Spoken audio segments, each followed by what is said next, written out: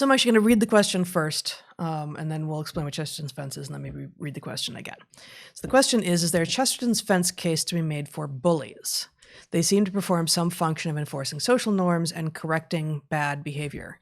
Are anti-bullying campaigns throwing out a baby along with a very nasty bathwater? If so, can we recreate it without the toxicity of bullying?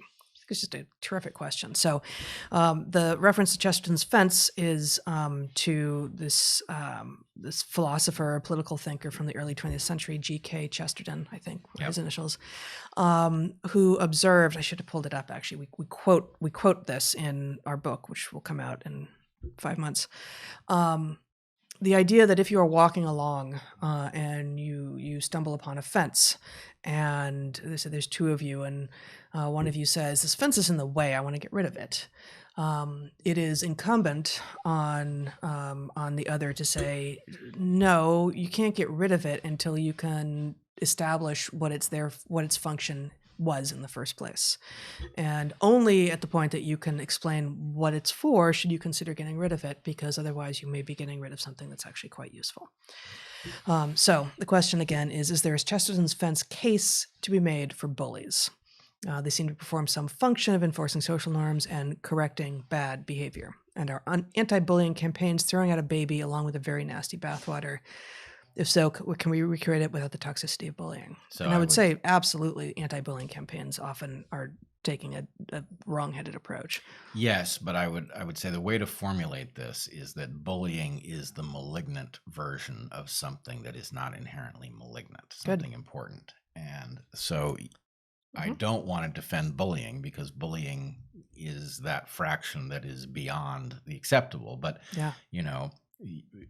everyone, I will speak as a male amongst males. Males chide each other in a particular way. They expose each other's vulnerabilities. And the point is, you're much better off to have your friends expose your vulnerabilities so you can work on them and they don't continue to be vulnerabilities, rather than to have them kid you into imagining that you're less vulnerable than you are.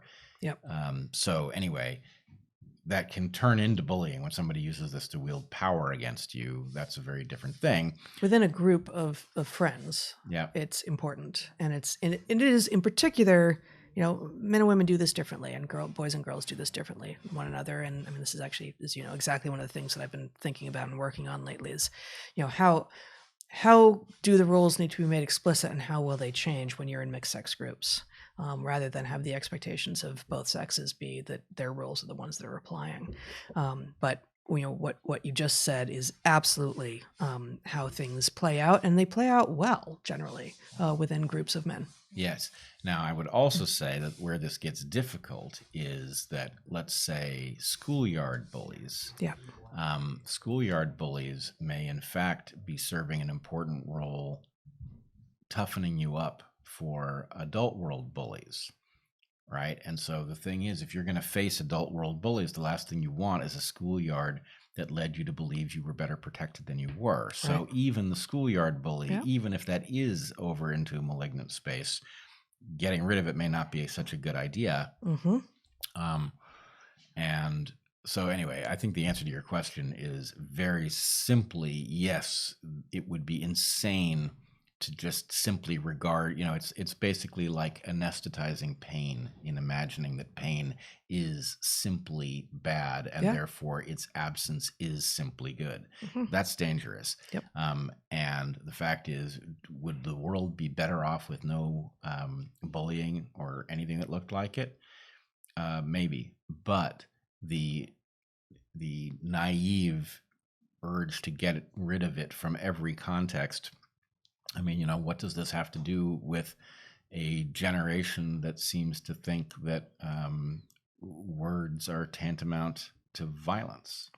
Right. No, very much this. It's sort of it's part of the same parcel that awards gold stars for everything, and that prevents anything that feels uncomfortable from ever approaching the protected space of a child's world. Totally. And then they emerge with the body of an adult, but the mind that has never been exposed to anything that they normally would have been exposed to, easily triggered, like literally easily triggered. Easily triggered. Yep. And then, so if so, can we recreate it without the toxicity of bullying? I think, you've gone fourth frontier foothill on this by saying, if bullying is the pathological form of something, we need to encourage the non-pathological form, and also recognize that even in some cases, the thing that is even egging into the pathological form has a utility. Yeah.